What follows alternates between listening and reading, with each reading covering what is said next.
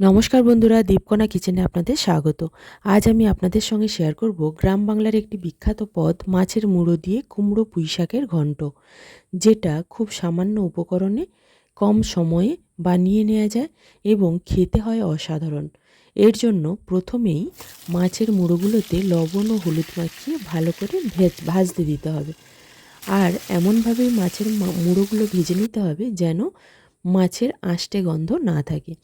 আর একটা বাটা মশলা তৈরি করে নিতে হবে। তার জন্য পেঁয়াজ, আদা ও রসুন নিয়ে বেটে নিতে হবে। যতটা পরিমাণ তরকারি হবে সেই বুঝে আপনারা এটা বেটে নেবেন। যখন মাছের মাথা পুরোপুরি ভাজা হয়ে যাবে সেই সময় আমরা তুলে নেব। নেয়ার পর ওই তেলের মধ্যেই আগে থেকে কেটে রাখা কুমড়ো ও আলুগুলো দিয়ে দেব। কুমড়ো ও আলু একটু বড় সাইজের কেটেছি। কুমড়োগুলো একটু বড় কেটেছি কারণ আলু তাড়াতাড়ি সেদ্ধ হবে না, কিন্তু কুমড়ো তাড়াতাড়ি সেদ্ধ হয়ে যাবে, তাই একটু বড় রাখাই ভালো। এরপর আলু এবং কুমড়োগুলো কিছুক্ষণ ভেজে নেব লবণ ও হলুদ দিয়ে। এরপর এতে পুঁই শাকগুলো অ্যাড করব। আগে থেকে কেটে রাখা পুঁই শাকগুলো দিয়ে আবারও আলু এবং কুমড়োর সাথে ভালো করে মিশিয়ে নিয়ে সামান্য পরিমাণে জল দেব। জল দিয়ে এটা ফুটতে দেব।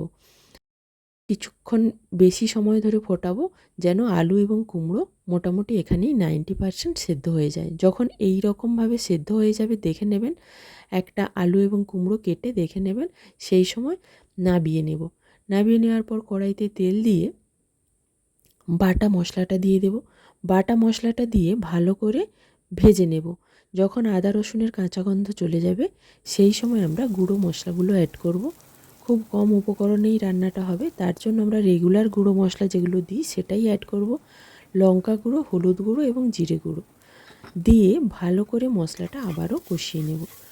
একটু সামান্য জল দেব, নাহলে মশলাটা পুড়ে যাবে। ভালো করে কষিয়ে নেব। আর কালার হওয়ার জন্য একটুখানি লাল লঙ্কার গুঁড়ো দিয়েছি।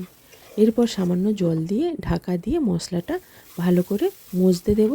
এবং যখন দেখব মশলাতে মোটামুটি তেল ছেড়ে আসছে সেই সময় আগে থেকে ভেজে রাখা মাছের মাথাগুলো দিয়ে দেব। মাছের মুড়োগুলো যে যেরকম সাইজের নেবে সেই বুঝে, মাছের মুড়োগুলো যদি ছোট হয় তাহলে টুকরো করার প্রয়োজন নেই, আর যদি বড় সাইজের হয় তাহলে খুন্তি দিয়ে কেটে একটু টুকরো করে নেবেন। যেহেতু ভালো করে ভেজে নিয়েছি তাই টুকরো করতে অসুবিধা হবে না। এরপর মশলার সাথে মুড়োটা ভালো করে কষিয়ে নেব। কষানো হয়ে গেলে আগে থেকে সেদ্ধ করে রাখা সবজিগুলো অ্যাড করে দেব। জলটা কম দেবেন পরিমাণ বুঝে, পরে যদি প্রয়োজন হয় আবারও দেবেন। এরপর ভালো করে সবজিগুলো একসাথে কষিয়ে নেব এবং সামান্য পরিমাণে চিনি দিয়ে ভালো করে মিশিয়ে নেব। কিছুক্ষণ ধরে কষানো হয়ে গেলে ঢাকা দিয়ে কিছুক্ষণের জন্য ফুটতে দেব। যখন দেখব মোটামুটি জলটা অনেকটাই টেনে এসেছে সেই সময় কিছু গোটা গরম মশলা দিয়ে আবারও ঢাকা দিয়ে কিছুক্ষণ রেখে দেব।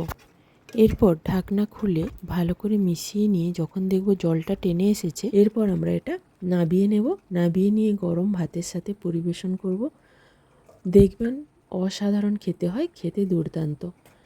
তবে বাচ্চারা খেলে খুব সাবধানে খাওয়াবেন, কারণ যেহেতু মাছের মুড়ো দেওয়া আছে, কাঁটা থাকবে, তাই আপনারা নিজেরা দাঁড়িয়ে থেকে বাচ্চাদের খাওয়াবেন। কেমন হলো রেসিপিটা অবশ্যই আমাকে কমেন্টে জানাবেন। ধন্যবাদ।